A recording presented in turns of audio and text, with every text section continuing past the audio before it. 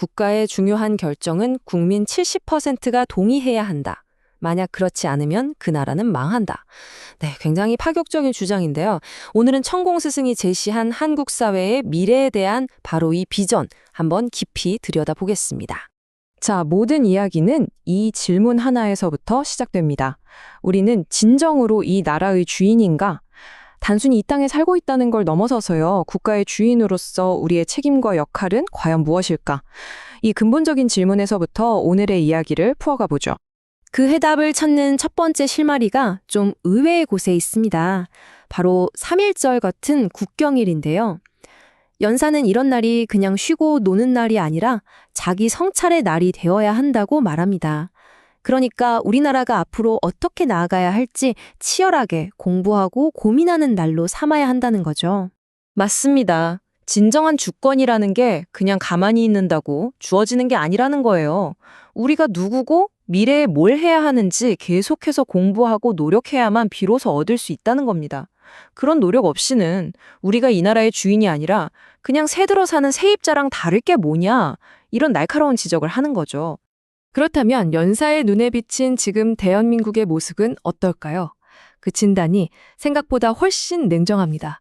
바로 카르텔 국가, 온 나라가 갈등에 휩싸여 있다는 겁니다. 문제의 핵심으로 지목된 게 바로 이 조직 카르텔이라는 건데요. 원래 국민의 에너지를 바탕으로 성장한 거대한 조직들이 이제는 공공의 이익이 아니라 자기들만의 이익, 자기들 영역을 지키려고 서로 싸우는 이익 집단으로 변질됐다는 거예요.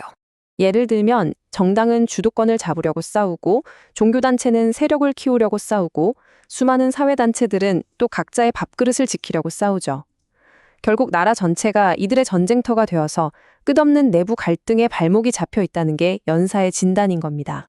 이렇게 끊임없이 조직끼리 싸우면 그 끝은 뭘까요? 연사는 엉망진창이라는 한 단어로 아주 강력하게 경고합니다.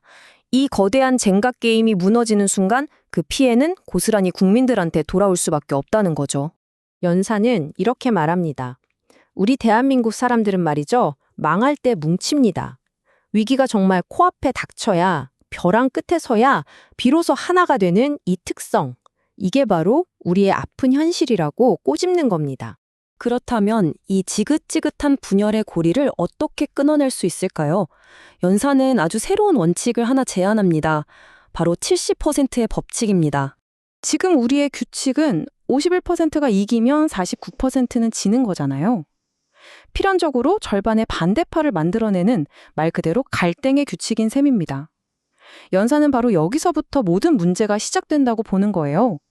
이렇게 욕심으로 쟁취하는 방식으로는 절대 진정한 통합을 이룰 수 없다는 거죠. 그래서 연사가 제안하는 새로운 모델은 바로 통합의 규칙입니다. 국가의 모든 중요한 결정은 51%가 아니라 압도적인 70%의 동의를 얻어야만 진짜 힘을 갖게 된다는 겁니다. 이것이 바로 3대 7의 법칙의 핵심이죠. 자, 그럼 나머지 30%는 뭘 해야 할까요? 이 법칙에서 소수의 역할은 반대를 위한 반대가 아닙니다. 70%의 결정을 존중하고 그 결정이 성공할 수 있도록 힘을 보태주는 책임 있는 조력자가 되는 것. 그것이 바로 연사가 말하는 진정한 통합의 모습인 겁니다. 이 70%라는 새로운 원칙이 딱 세워진다면 그 다음은 뭘 해야 할까요? 연사는 사회 전반에 걸친 전면적인 개혁을 요구합니다. 기초부터 완전히 다시 세워야 한다는 거죠.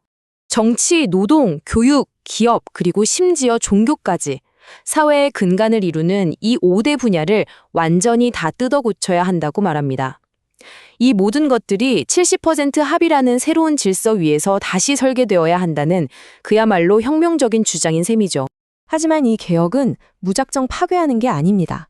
그냥 부수고 보자는 게 아니라 무엇을 어떻게 지을지 아주 정교한 설계도를 먼저 완성해야 한다는 거예요. 준비된 노력에만 하늘도 돕는다는 거죠. 이렇게까지 거대한 개혁을 해야 하는 궁극적인 이유는 대체 뭘까요? 연사가 제시하는 목표는 대한민국을 넘어서 인류 전체를 향하고 있습니다. 인류 공영에 이바지하기 위해 바로 이 거대한 사명이야말로 모든 개혁의 최종 목적지라는 겁니다.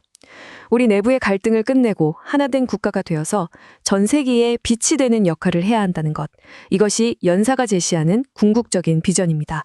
그리고 연사는 아주 구체적인 시간표까지 제시하는데요.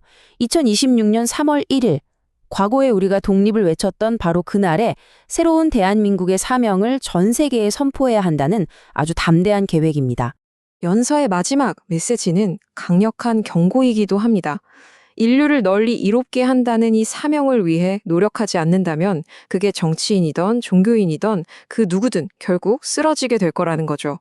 우리 앞에 놓인 선택이 이토록 냉엄하다는 겁니다. 네, 오늘 천공 스승의 비전에 대한 분석은 여기까지입니다.